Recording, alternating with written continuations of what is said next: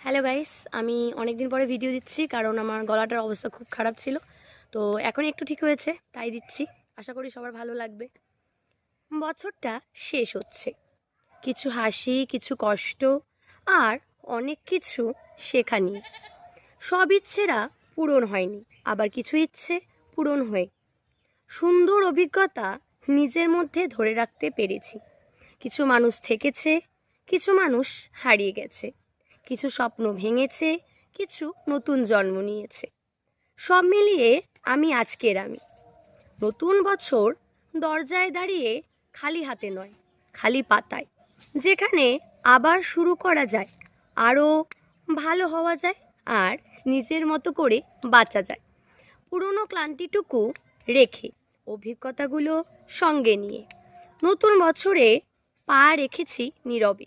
জীবনে আরও কিছু অভিজ্ঞতা হবে, পাওয়া না পাওয়াদের গল্প হবে। এটা আমার সংগৃহীত কিছু কথা।